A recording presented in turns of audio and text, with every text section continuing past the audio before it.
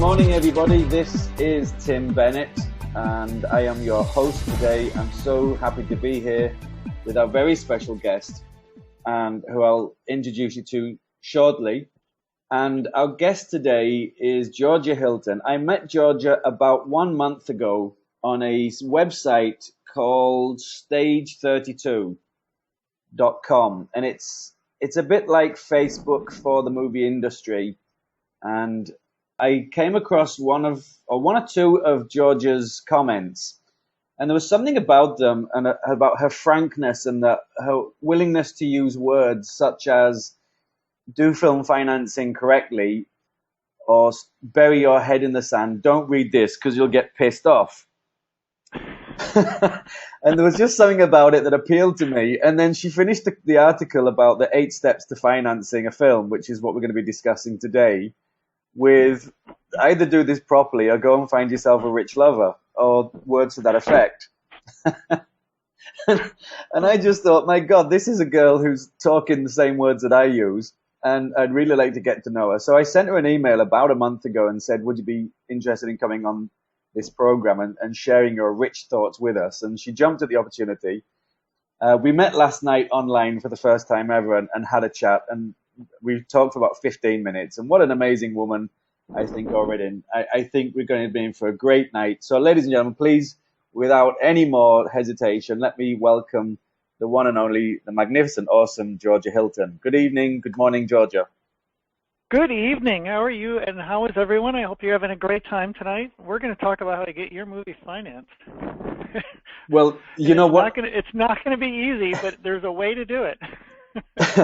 Yeah, well, the article that really appealed to me was the article that we're going to discuss mainly today, although we're going to, hopefully cover a lot of different topics, was the 8 steps to financing. And I'm actually at step 1, which is why I was so interested in this. And we'll go into that a little bit at the moment.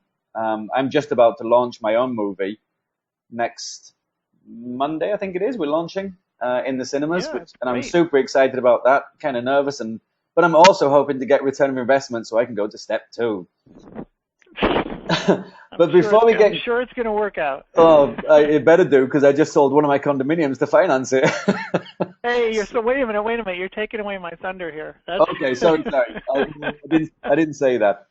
Okay, so maybe before we get going, Georgia, you could just give a little overview of who you are. I'm sure there's some people who don't know you, and just explain some of the things you've been doing.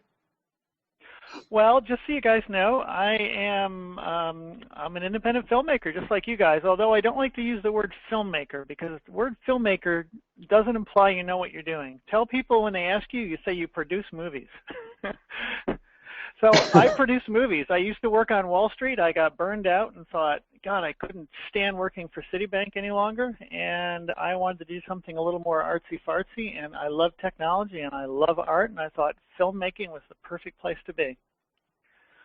So I started out as a sound designer and a sound editor, and after doing a slew of movies and TV shows and looking at every frame of these movies, probably more than the editor does, I realized that these editors, a lot of these editors are screwing up, and I could do that. So I started editing movies.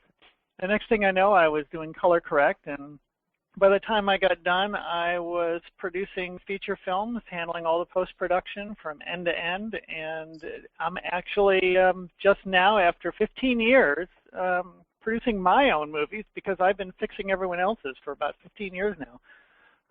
We have a group called Film Doctors, which are a whole bunch of great filmmakers from all around the world that help out independent filmmakers on their projects, producers, directors, editors. And we've basically been doing a pretty good job of recovering and reconditioning, fixing, re-editing, and basically getting independent features to market. That is awesome. And when I looked through your resume the first time I saw it, I was staggered by how much stuff you've actually been involved in. And not just producing, but as you said, for every aspect, from sound to effects to producing to directing, all sorts of things. You've done masses. I don't think I've ever met anyone who's done more than you. Well, I've dabbled in a lot of things. I don't profess to be an expert in anything, but I have learned the hard way how to make a movie and how to make it make money.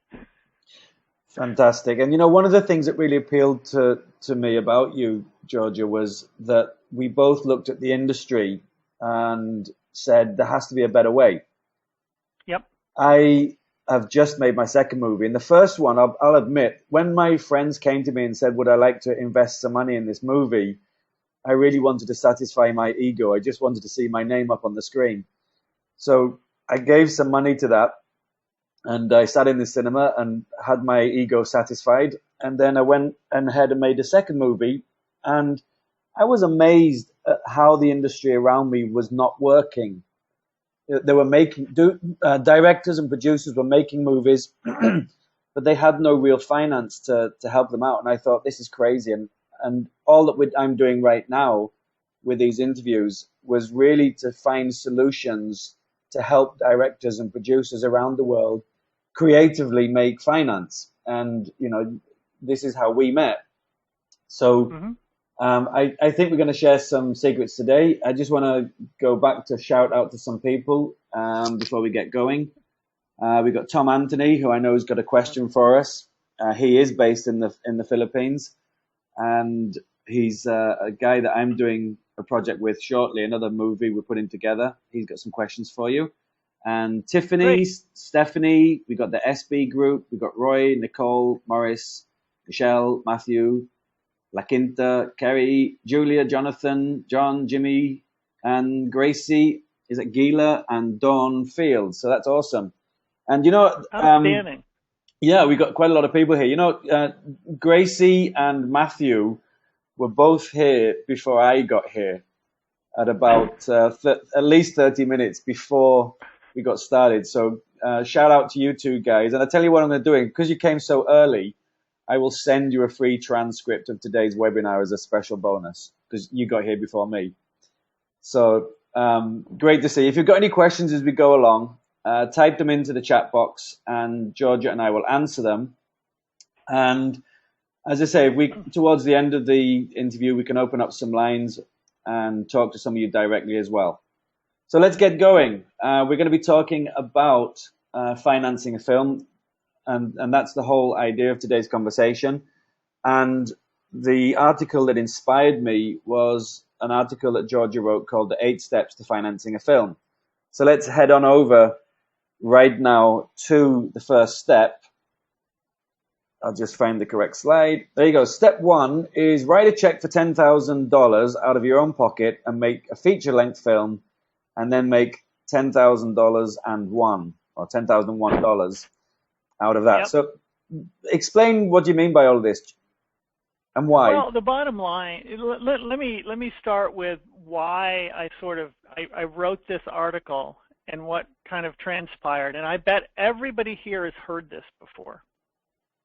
I was on Stage 32, and one of the other Stage 32 people sent me a message and said, will you help me with my movie? And I said, great. I'm always happy to chat with people, throw some ideas around. You never know what happens. And he sent me this great one-pager, and it was all about his fantastic movie and how the writer was phenomenal and how the director was phenomenal and the producer was great, and this movie was going to make millions and millions of dollars, and he only needed $20 million to make it. He was the writer, he was the director, he was the producer. He had no talent attached, no director of any value attached. He had never made a movie before in his life, and he wanted somebody to write him a check for $20 million. So that's just not going to happen. No, not in a million years. I wish I could get someone to do that for me as well. Oh yeah, hey, I'll be the first one in that line. If anybody here has got $20 million that wants to make a movie, call me tonight. In the meantime, reality has to set in. I'm assuming that everybody here wants to make a movie. I want to make a movie. So how do you get started? Well, the first thing is throw out all these crazy ideas of 50-person crews and phenomenal locations and 200-page scripts. Write a script that you can make for $10,000. Because anybody here can find $10,000. You can call your friends and your neighbors and your family. You can, go to your checkbook. You can sell your car. go to Kickstarter, any of the crowdfunding. You can, if you put your energy into it and solid energy from a group of 2 or 3 people, you can raise $10,000. So what can you do with $10,000? You can actually make a feature film. It doesn't take that much money. It takes that much smarts. What you need to do is to make sure, first of all, you have a script that you can make for $10,000. So which means if you've got your amazing $20 million action adventure or geopolitical thriller or whatever, put it back in the drawer and write something specifically for this first step. Write a simple script. Write a script that is a 1-act play with a couple of people. That means something that happens in real time in 1 room or 2 rooms that you can shoot in a week. You can do that with 3 or 4 crew, all your friends, and a couple 3 actors, and you've made your first movie for $10,000. The trick is to make it well, which means you have to do some prep work, which I'm happy to talk about maybe later on in this because it does affect all the other steps as well. But basically, keep it simple, make it straightforward, make it also as commercial as possible. Don't make this movie about your next door neighbor's child who went through some hell somewhere, or about something else that's, starvation in Africa. Look, we're all worried about that, but that's not where you make your first movie. Your first movie is down the middle commercial because you want to get people to watch it, because if you can make $10,001 out of your first 10K movie, you're now a successful and financially profitable producer.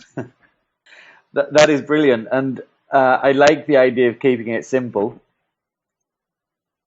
Yeah, absolutely. Just you need a crew of 3 or 4 people. You need somebody to shoot, somebody to help you with some lights, maybe somebody to help you with script and makeup. The basic things. Don't get crazy. Don't make it huge, but make it good. I also like the idea, or your comments about starting out with the end in mind, that you're going to make this to make money. It's not a advocacy. It's not it's not particularly you want to tell a story, but it really is about making some money. Yeah. When you've made your $50 million and you're sitting on your yacht in St. Martin, make any movie you want. Great. But you've got to make these.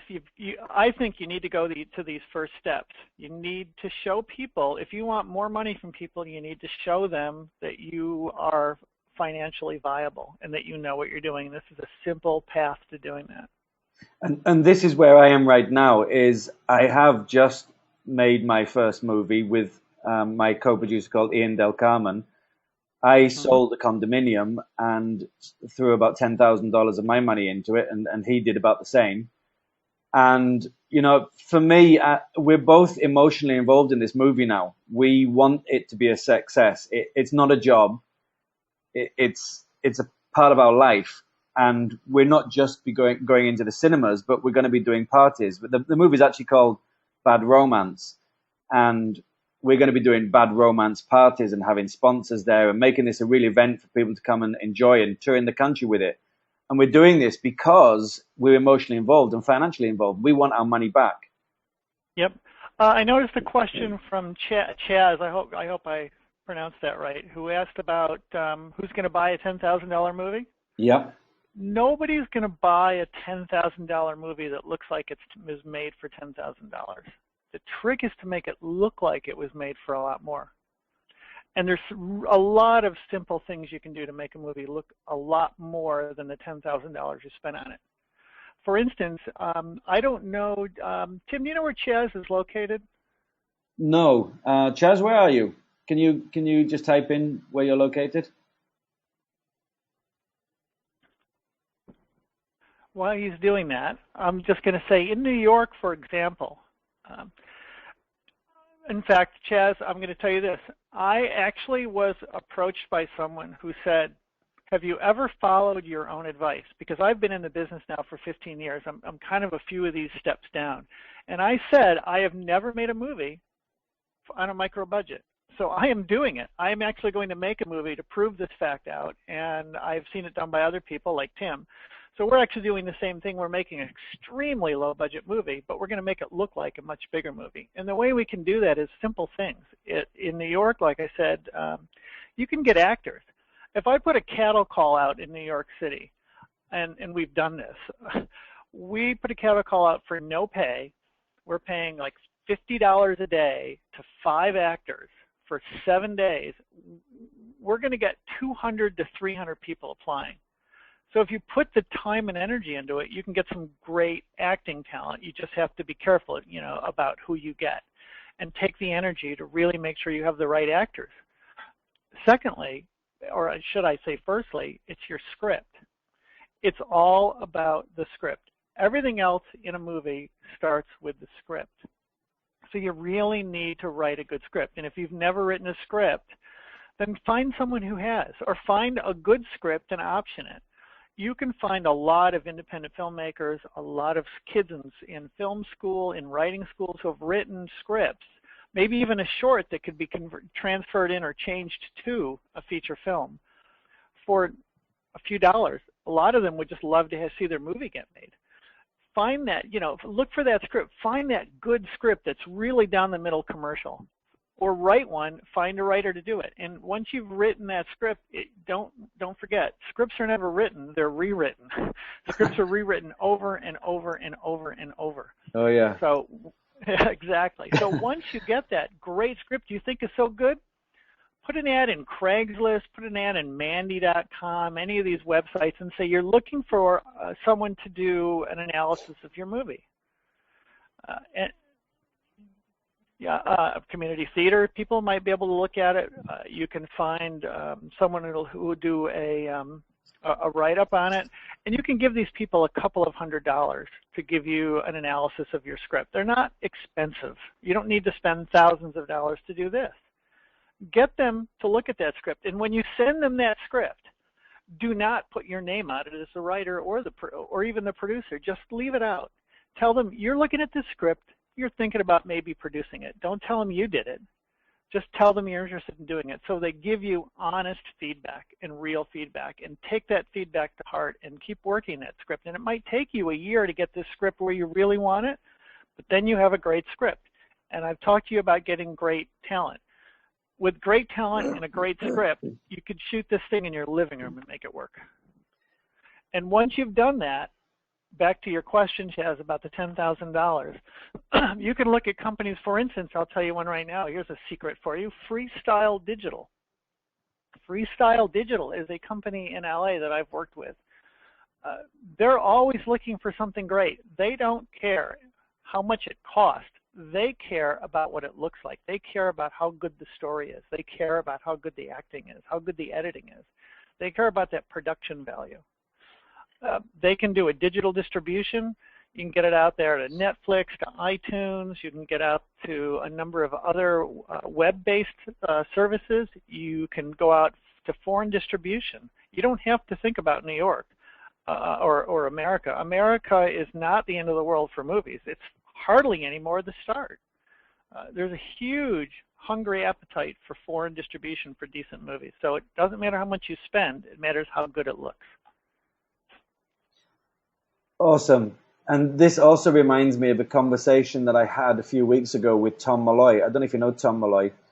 He's in LA. He's a director there. I interviewed him a couple of weeks ago, and he said, you get the script, and the whole objective of this scene is to get across to the audience how lonely this girl feels. And we're in a football stadium. There's 10,000 people in the audience, and there's cheering going on, and she sat there feeling all alone. And the cost of that is huge. You have to pay for the football stadium. You've got to pay for the football team. You've got to pay 10,000 people and massive logistics.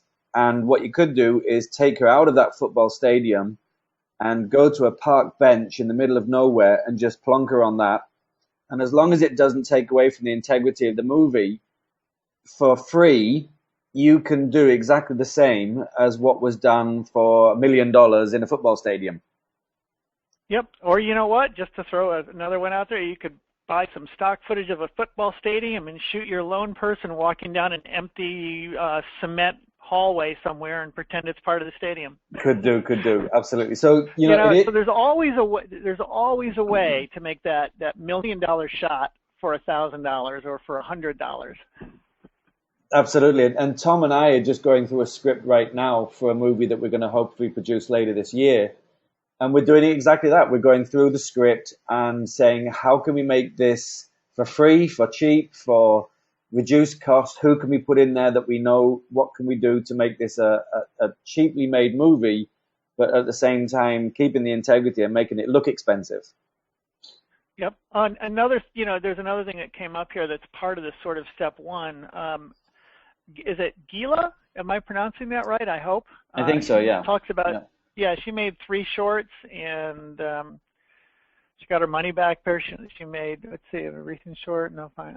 Anyway, and she's saying right now, my recent short is like a demo for a movie, and no finance people are interested in financing it. Short films. I could use a very mean word, but I won't. Short films are kind of a filmmaker's, I would say black hole. I was going to use a much more bad word, but short films are great for practicing. Short films are great for testing. Short films are great for coming up with an idea, like you mentioned, Gia, that you did a short that's kind of a demo for the movie you want to make. People who are going to fund a feature film are not going to fund it because you made a short. They're going to fund it because your feature film length movie made money.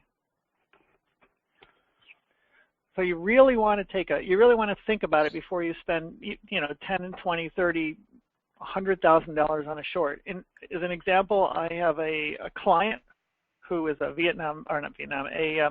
Iraq War vet with the VA. They were paying for his schooling. He wanted to be a director. He he and a partner wrote a short, and they came to me because my company, I'm a vet as well, my company was registered with the government, so we became the production company. He wanted a lot of things. I wrote a budget. It was $120,000 that I got approved by the government for this movie. We could have shot this movie on $10,000. But he wanted all these crazy things because he thought that's what the film industry required, and we tried to talk him out of it. But he spent his whole amount for this short. We could have shot a feature for this. Wow. The short, the short looks pretty good. He did okay, but it never went anywhere because it's a short. It's just, shorts are not what you need to do. Yeah. In fact, the movie won a gazillion awards all around the world. The short we did, but it doesn't mean anything. I don't even list it in my credits when I talk to financial people. You need to make the feature movie because you're making a product. It's sort of saying, I made a bicycle. Now give me money to make a sports car. You know what? Make a Volkswagen, and then ask for money to make a sports car. Yeah, I really hear what you're saying because I've been involved in show production for about 22 years now, and I actually have a special effects laser company out here in Manila. And to do a small show is almost the exact same amount as effort as it is to do a big show. But the income is hugely different. One might make $1,000 and another one might make $20,000. But the amount of effort that goes into it and keeping the customer happy is exactly the same. And you need the same staff and the same requirements. And so you might as well make the big one. Yep. So, I know I've kind of dragged us down a couple of rat holes here, but we're on step one. We're almost halfway through. We should be on step 4 or 5 by now. I think step 1 is the foundation, and the foundation is always the biggest part. And if you get this right, the rest of it falls into place, I think. Yep. So I think for Gia, I think what you really need to do is you need to step back and look at your script again. I think you have to sort of face a little bit of reality here. To make your first feature, whether it's $10,000 or $500,000, it's going to come out of your pocket or people you know. So you really need to focus on making something out of the box that you can afford to make. All right, awesome. Well, just before we move on to step 2, I want to go through some of the questions. And Stephanie had a question. Sure. and she wanted to speak to you directly. So let me just open Stephanie's line. And Stephanie, you should be unmuted now, so feel free to join us with your question. Oh, is that me? I thought you said there was That's another you. Stephanie. But okay, cool. I actually had a couple, but my first question was in regards to, have you been involved in multi-country productions in bringing, the money in from sort of Australia or, Europe and America and combining production that way? Because I know that especially I've been involved in a lot of international films, and that seems to be the way that a lot of companies are doing it now versus not just sticking to America. Well, I haven't been actively involved in moving money around between international film projects. I did a project 2 years ago with a German production company and an LA production company. I have worked with some a Russian film company and an LA company.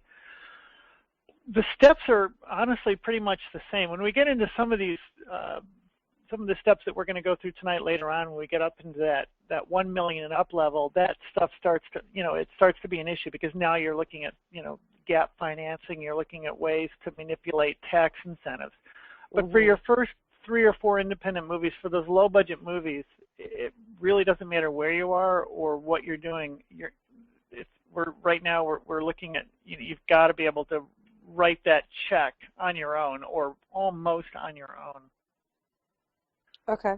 You may be interested, Stephanie, in joining us next week. I have an interview with a guy called Michael Perlin, who has a movie called The Three Magic Words. And he has taken his movie to about 15 different countries so far.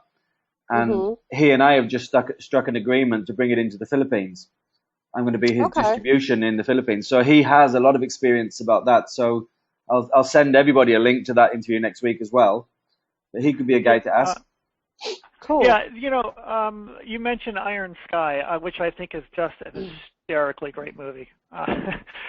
Brilliantly done, crazy movie, a lot of fun. And they did it on next to nothing by shooting this off-the-wall trailer. $10 million, and they started with a trailer, and they got their first million from. I'm dealing with one of the producers from that, which is the film that I'm trying to get across the board right now. So that's why. Yeah. There's always exceptions to the rule. Even I think they're an exception. Yeah, Blair Witch is the one that everybody likes. Oh, well, they shot it on nothing. Well, it wasn't quite on nothing when you actually dig into it. And Iron Sky, I think, is great. I watched it. I couldn't wait for that movie to come out. I really look forward to seeing it. And they did a great job of playing by the rules. They shot and created a very wonderful trailer. They put huge amounts of energy into social media and crowdfunding, and it's just one of those things that went viral. They got lucky. I think that's great. I'd rather be lucky than good. Yeah. But I think for most filmmakers, the chances are that's 99% of the movies aren't. That's not going to happen. And I'm trying to find what we're talking about specifically tonight is how do I crawl up the hard way. Obviously at any moment your script might get picked up. Really wonderful things can happen to filmmakers any way down the food chain. But you still, you've got to work like those magic moments aren't going to happen. Yeah, no, that's true. Great. So does that answer your question, Stephanie? Yes, it does. Thank you very much. Great. Well, let's move on because I think we've got a lot of nervous people out there. So I'll mute you again, Stephanie, for now. And if you've got any more questions, then jump in. No problem. Thank you. Thanks, Sir. All right. So let's move on to step 2. Okay. Step 2. So there's step 2. Start asking around for $50,000 and repeat step 1 while earning more than $50,000 using a professional writer and director. Yeah, is the next 3 or 4 steps really, guys, are essentially the same. It's stretching your ability to work with more and more professional people. It's spending more money. It's also beginning to get like a $50K movie. If you don't have $50,000 to write the check, and hopefully you've got $5,000 or $10,000 that you made money on your first movie with, but when you go out to people and you say, I want to make a movie, I need $50,000 or I need $100,000, and they go, well, what have you done? You got that $10,000 movie. You got that smaller budget movie. And bear in mind, these numbers are kind of grabbed out of the air. It's not precisely 10 or precisely 50. It's a step approach to basically making a movie that you can afford to make out of your budget first, getting that foothold, making a slightly bigger movie, adding some more crew, adding some more cast, adding a few more locations, you can hire a professional writer from the WGA now. You've got a budget to do that. You can make an even better script. You can find a director who's done a few movies, or you know what, if you're comfortable directing and you did your first movie and it worked, great. Use your own director. But bear in mind, as we get higher up, things start to get sort of logarithmically tougher to do. So what we're trying to do is step you through, a small movie that you can completely manage. Now you're doing a movie that you need a few more people, and those steps start to expand. The scope of the film expands, the scope of the post-production expands, and you're still learning how to manage this, and you're starting to deal with more contracts, with more with unions, like WGA. But I noticed, so that's really what step 2 is about. Yeah, I noticed in this step now that we've sort of upgraded things by using a professional writer and director rather than you doing it yourself. That's the big change, yeah? Well, I recommend for anyone, unless, look, people will always do what they want to do. It's the independent film business. You know what? Make great movies, have fun doing it, and make them make money. So don't let me ever tell you can't do these things. But I would tell you, if you want to focus now on what you really want to be when you grow up, and I haven't grown up yet, is you've got to start looking at these steps from step 1 to step 8 is that great big movie. What do you want to be? Do you want to be a director? Do you want to be a producer? Do you want to be a writer? Do you want to be an actor? This is the first time you need to maybe say, you know what, I'm not going to wear all of these hats. I need to start relying on people, and I need to start focusing my energy so I can do a better job at one thing. So instead of writing and directing and producing and starring or whatever you're going to do, now you are getting a co-writer or a professional writer to write your idea. You can still be your idea. You can say, I got this great idea for a movie, Harry meets Sally, and I need a writer to write it. So you get a writer to do it. And maybe you go, I'm going to produce this, so I'm going to get a director. I'm going to bring on a really good local director to do this. Or I want to direct, I'm going to bring on a producer. And you find yourself another person to produce it, so that you're really beginning to focus in your niche where you want to be when you get into these bigger movies. Okay, well, and I just jumped over to step 3 as well, which is, as you said, pretty much the same as step. Step 3 should have been I think that should be 100. Sorry, yes, number. That's my mistake. Yeah. Well, again, now we double the budget again. It should be $100K on step 3. So we go from 10, 20,000 to 50-ish, and then we go to 100, and then we double up again, if you will, to 500K. And now we're in a movie at 500K after we've done 3 movies before this. And if you've done these movies successfully, you now have a resume that says, I'm a producer. I have 2 or I have 3 successful movies. And successful doesn't mean you have to make millions of dollars. It just means you need to get them out, get them released, even if it's iTunes or Netflix, and you need to see them make a few dollars. Just like I say, $1 more, make a little bit of money. And now you're starting to become an entity. You're starting to have value. You begin to have marketing value. You begin to have financial value. So now when you start talking to investors, I mean, think of it. If you walked into an investor for a 500K movie and you said, give me 500K to make my movie, I'd never made a movie before, they're pretty much going to laugh at you or say thanks but no thanks. Yeah. But if you say, I want to make a 500K movie, I'm going to put 20 grand of my own money in. And by the way, I've done 3 smaller movies successfully, and they've all been released. A couple of them made a few dollars. I know what I'm doing. Now you stand a much better chance of getting that investment. And by the way, through these process steps, you've learned how to manage bigger and bigger crews, more and wider ranging sets and locations. You've just taken a simple step. It's, let's not go to graduate school right out of grade school. Let's go to high school and college first. And this is an important point. You know, when we were making Bad Romance, I learned so much about what not to do. Absolutely. If you have never made a movie, you have no idea the pain and anguish. A Yeah. feature especially, you have no idea the pain and anguish. One of the things I tell people, if you want to be a great producer, you have to be a lot of things. And one of the things you need to be is a hostage negotiator, because your movie is going to get held up and held hostage by so many people. It could be your crew getting mad at you for wanting to work another hour and you've already been going 18. Yeah. Oh, I know It that. could Yeah. be it could be, SAG actors screaming and yelling. It could be the next door neighbor who's had enough of those 10K lights out in the front lawn at 3 a.m. So you've got to, you got to deal with the local police. You got to deal with the fire department. You have to deal with all these people, and you need to learn how to do that. It's not as easy as it sounds. There's a lot of things you need to do to be a good film producer. And again, these steps will help you by simply saying, I'm going to make a small movie that I can manage and do in my living room or in a couple locations. I'm going to make another one that's a little bigger, a few more people. I'm going to start dealing with some permits. I'm going to make another one. Now I've got a WGA writer. Look, I can do contracts. I've got a great director. I'm doing my first ultra low budget or experimental SAG, and I'm learning how to deal with SAG, step at a time. Awesome. Well, we've got a couple of comments coming in from Gracie and Chaz, but I'll hold them off cool. now. And then let's go through the steps. And then at the end of that, then let's ask all the questions.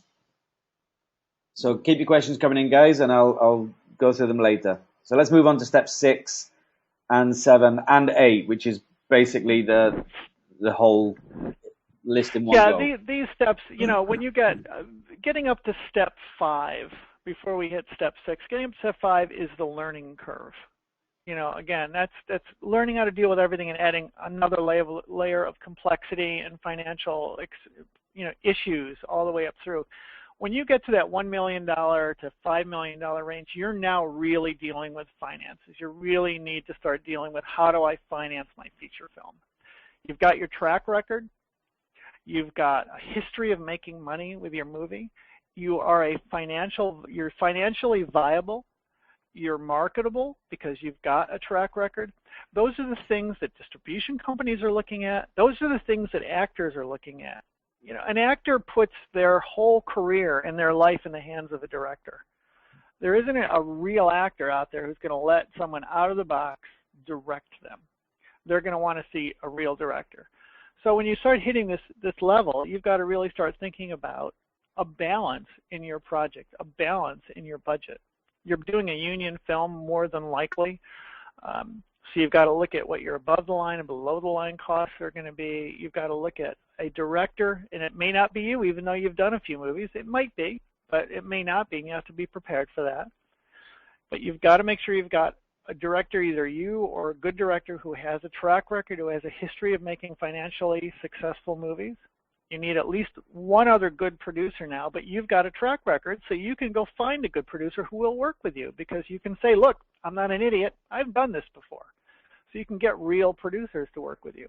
You can start to get SAG actors will look at you with much more respect because you have 3 or 4 movies under your belt. So all of this leading up to this sort of step 6 is to prep you so you become marketable, you become financially viable, and you can show that you know what you're doing, so you can get the real people to work with you. One of the step things 7 and step, I'm sorry, go ahead. I was going to say, one of the things that I discovered over the course of the interviews, and I'd never really thought about it, and I'm sure many people who are making movies don't think about it as well, is to think from the investor's point of view. And like if an investment company are coming in and they're going to give you money, they probably want return of investment. And they're not so much interested in your movie, but they want return of investment in their cash. So when they do these deals with people, they want to know that, 1, people are going to see the movie, and 2, it's going to make money so that they can get return of investment. And unless you have that track record, you simply won't attract these investors. And things have changed over the years. It honestly was a lot easier when the economy was flying and money was really loose. Wells Fargo, J.P. Morgan Chase, private banking, they would give you money. I mean, as long as you had a reasonably put together business plan and you had attached actors, you had a attached director, you could pretty much land money if you had any kind of a track record. Today, it's almost impossible. It's still incredibly difficult to get money for feature films as an independent. You know, you're going to have to end up doing co-production deals. You're going to have to work with other production companies to get these $5, $10, and $20 million movies made, because you're going to need to, you know, you're going to have to find a couple of million. They're going to be putting in a couple of million. You're going to be dealing with tax incentives and location requirements to get those tax incentives done. You know, the 181 and other taxes around the world. You know, other countries have the same deals. You're going to have to deal with gap financing. You're going to have to deal with distribution, you know, doing distribution contracts and having to factor those to get more money in the budget. That stuff's tough. And without a track record of making movies, and without a couple of movies under your belt, people are just not going to talk to you. And that's why I'm kind of pushing these steps. Get these 2 or 3 or 4 movies made under your belt that are easy to make, cost-effective, commercially viable, set you up so you're marketable and you're financially viable, so you can do these kinds of things. Great. So steps 7 and 8, just to finish off. Yeah, step 7 and 8. I mean, you're making real movies now, so you know, you're really dealing with, at this point, at a $10 million and $20 million level. You've pretty much stepped out of the independent filmmaking world. You're in the production company and you're in the you know, the studio world, and those kind of projects are going to come from studios. And even studios are having a tough time right now. They're really looking at cutting down, you know, these tentpole blockbuster movies. They're making smaller, more viable movies. You can see, you know, that a lot of these big $100 million movies are just losing their butt, you know, so they're really looking at changing how they do business. And things are changing in the film industry. You've got to be much more cost effective in your film development, your film operations, and your delivery. And you've got to find a way to make that $20 million movie get made for 10 or 5, and that $5 million get made for 1, and that $1 million made for half. So we're in a good position as filmmakers, as independent filmmakers. We're in a good position as independent producers because we don't have the overhead that these large studios make. So, you know, if you want to hit that $20 million mark and you want to go after the big studio projects, you can. My goal, for instance, as a filmmaker, is I make a $3 to $5 million movie every year. I want to make a living making movies, having fun. I want to make great movies. I want to make fun movies, and I want to make them consistently. So I'm not even interested personally in step 7 and 8. I'm real happy at step 6 because I can flip those movies for profit much easier than I can a $20 million movie that takes 5, 6 years just to get funded. Amazing. And you're actually in the process of making a movie right now for a lot less than that, aren't you? Yeah, as a matter of fact, you know, just for fun, we said, let's make a micro-budget movie. You know, movies I've worked on, movies I've produced, movies I've done consulting for have all been in the $500,000 to $5 million range. And I have not made a micro-budget movie personally. So I said, let's make a micro-budget movie. Let's do step 1, step 2. So we're actually making a $75,000 feature. It's going to look like $2 million when we're done because we're being smart. I took all my I'm a script writer too. Yeah, every one of us in this call are probably script writers. Am I great? No, but I have a good idea of stories, so I write scripts and I send them out to my friends. I send them out to my professional acquaintances. I have them yell at me and tell me how bad it is and all the problems, and we work and work and work. And what we did in this case is we wrote a script specifically for a micro-budget movie, just like I'm telling you to do. I wrote a 1-act play. I wrote a 1-act play with 5 actors in a room that occurs over 8 hours. How did I make it look like $2 million? It's 5 guys in a World War II submarine in Fall River, Massachusetts for 8 hours, and we're making a horror suspense thriller that is one of the easiest selling movies to make out there today. We're doing it in a tin can that sinks, and that's the set. So we have production value that looks amazing. We only have 5 crew, 5 actors. We're doing it in one location, and it's something we can shoot in 7 days. That sounds cool. Where can we all go and see about that? You have a Facebook page? You can follow that. We're documenting that movie from start to finish on Facebook. We're actually doing a blog about it, and you can watch it from beginning to end. Everything from visual effects to casting to financials. We're doing crowdfunding intentionally. We've said that $75,000 budget. I am not going to write a check for $75,000. I'm going to write a check for $25,000. I'm going to go out and find $25,000 the hard way with friends, and I'm going to go find $25,000 with crowdfunding. And that's how we're going to do it, even though we could just write the check. We're not going to do it. We're going to do this the way we're telling you to do it so we can document it and give you a pathway so you can do this as well. Visual effects, you know what? We got a copy of, we bought a copy of Cinema 4D, we bought After Effects, and we ourselves are learning how to do visual effects. I've got a great visual effects team, but you can call them too and ask questions. You can find people that do this and say, hey, Avi, tell me how to do this. Avi did Spider-Man 2, we did The Manchurian Candidate. So I call Avi and go, hey, Avi, how do I make this work? And he says, well, you know, this is how you got to do it.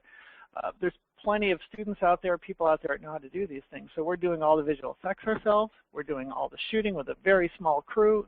We're all eating, you know, Subway tuna fish.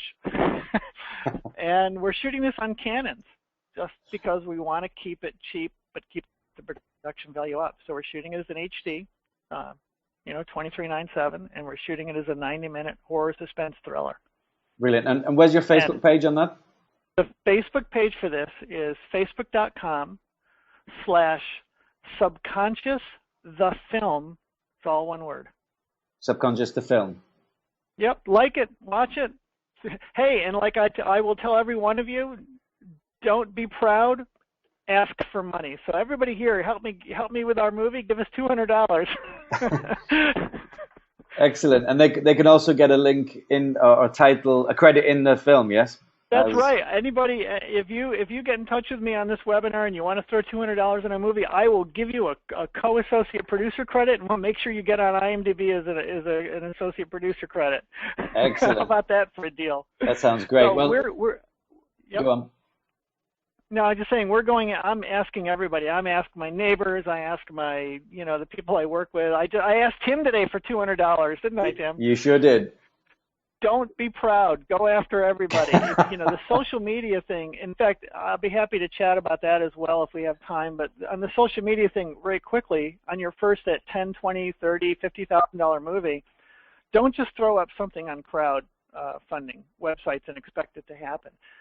Put your energy into developing that social media following prior to your crowdfunding. Get it out there. You got to spend hours every day online. I do it myself. I'm putting way too much time in the social media side of this, but I've got to do it as a producer of a micro-budget movie. So I'm out there pumping this thing out, and I'm chasing people, and I'm begging, and I'm trying to get to 1,000 people on Facebook before we crowdfund so that when we do launch our crowdfunding, we already have a large following of people that will go to us at crowdfunding and give us money and also tell their friends. And we constantly push that.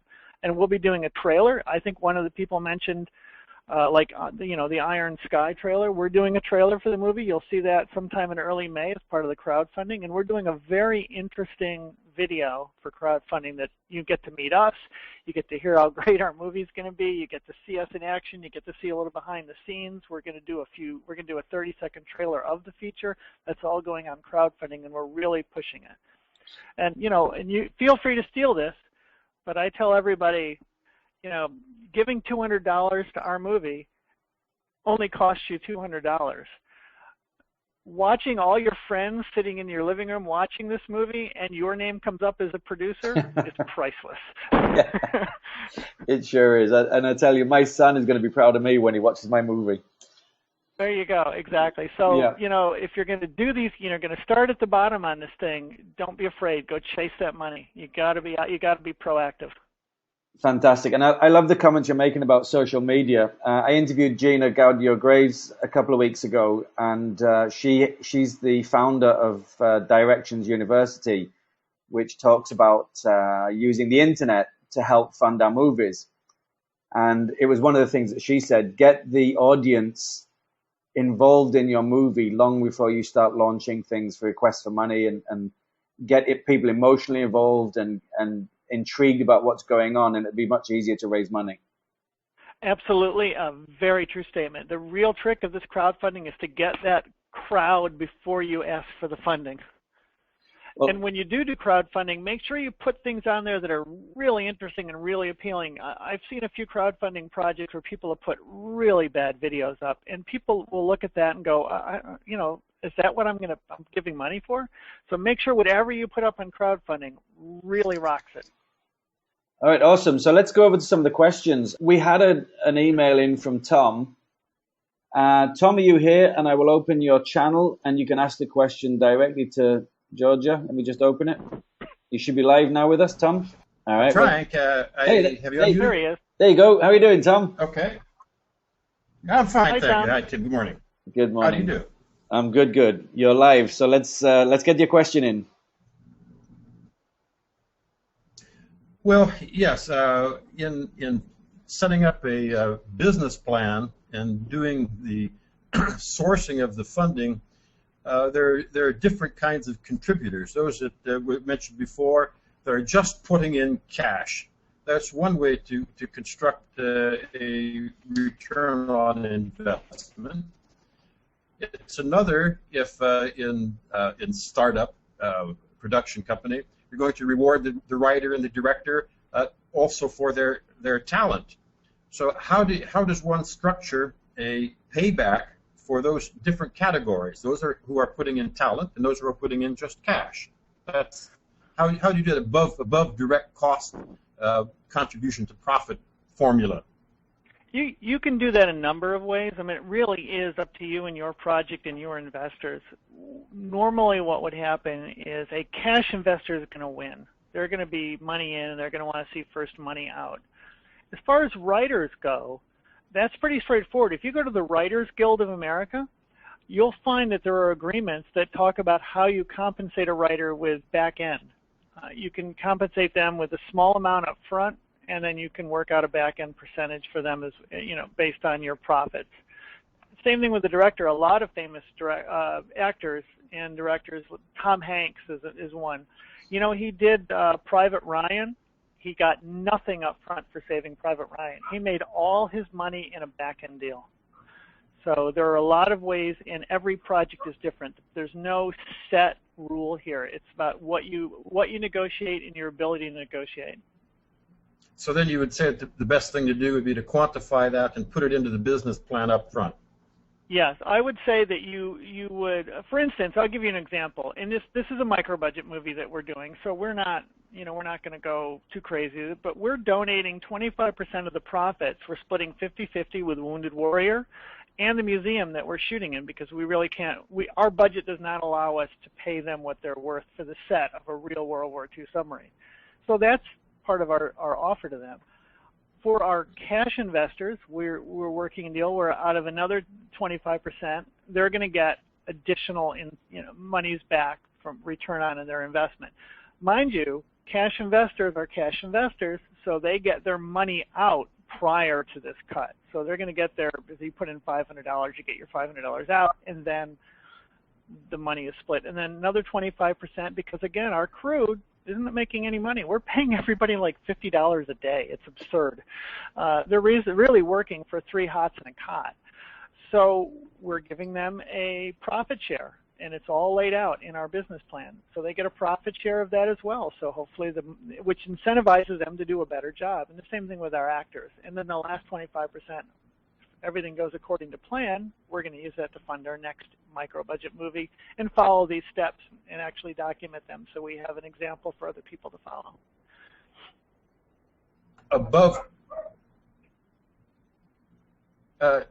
The above cost, how do you define what cost is?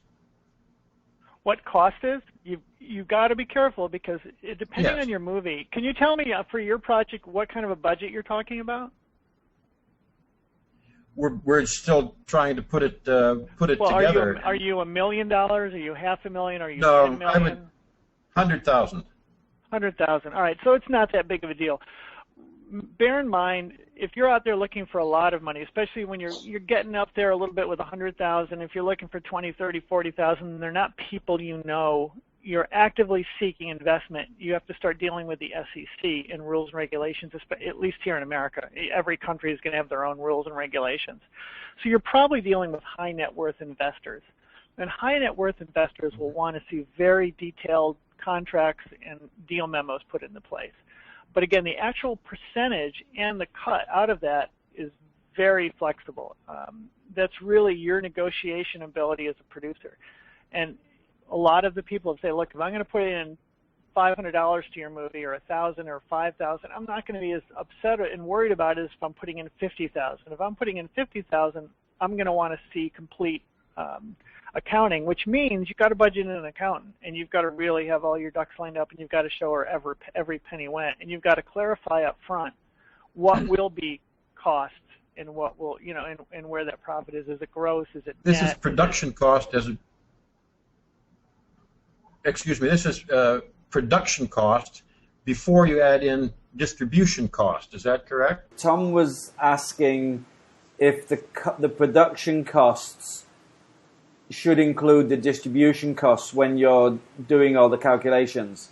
Yes. Yeah, I would say absolutely, because that's an expense that goes into getting the movie out and getting it delivered. So that was definitely an expense that should be taken into account prior to distribution of funds.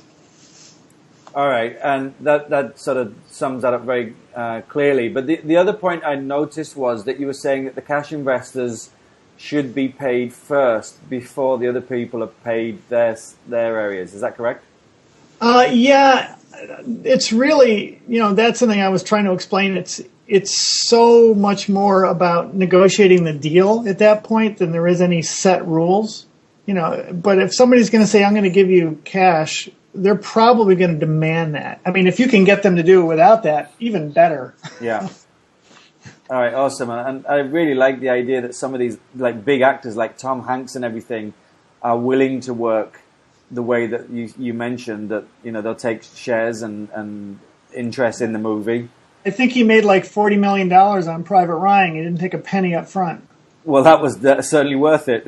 Yeah. Now, other people have done it. I think, I can't remember the other movie I saw.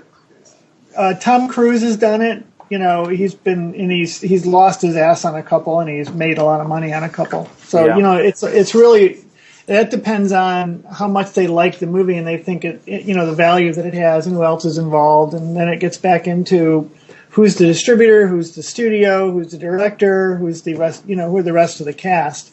And they may decide that this is going to be a great movie, so I want a bigger piece of the back end, and no upfront, or a smaller upfront. All right, great. Well, listen, I'm sure we could talk absolutely all night and for the rest of our life about film financing. So, we've been an hour. It's probably time to wrap up a little bit. If people want to get in touch with you, Georgia, how can they contact you? They can contact me through Georgia at HiltonMM.com, Georgia @HiltonMM.com. And additionally, we have a division called Film Doctors, and they can go find that at filmdoctors.com, and they can find that at HiltonMM.com, which is our production company site. And if they come to Film Doctors, if they're looking for some help with any of these steps, we're happy to always chat on the phone for a few minutes. But if they want to hire us, we'll do a consulting contract to help them get through whatever step they're stuck on, and we'll definitely give a discount for your people. So. Fantastic. And listen, Georgia, I want to thank you so much for being part of this today and taking time to be with us. Oh, I had a great time. I'm sorry that we had a technical snafu at the end. I was really kind of enjoying the discussion. I know that happens. That's the beauty of live. Yeah. Well, look, if you ever want to do another one and maybe talk a little more about the higher level, financing issues, I'll be happy to chat about, dealing with high net worth investors. I actually do a class on that. Okay. That sounds fantastic. I'd like to know a lot more about that. Yeah, we can talk about gap financing and how to pull a $1 to $2 million movie together. Brilliant. Well, thank you very much, Georgia. It was really fun. It was a lot of fun having you here. and I look forward to you're an awesome getting- woman. Yeah, I look forward to getting the recording. It'll be fun to listen to. Great, great. Well, this is Tim Bennett for Awesome FM. You've been listening to the Film Finance channel. We've had Georgia Hilton with us today talking about financing a movie and the 8 steps to finance a movie. Finance a movie properly, or go and find yourself a lover. That's the message from Georgia. And thank you all for listening. And don't forget, next week, we're going to have Michael Perlin here talking about the 3 magic words. So I look forward to seeing you all there. Thank you, Georgia. Have a great time. Have a great evening. Have a good night. Good night.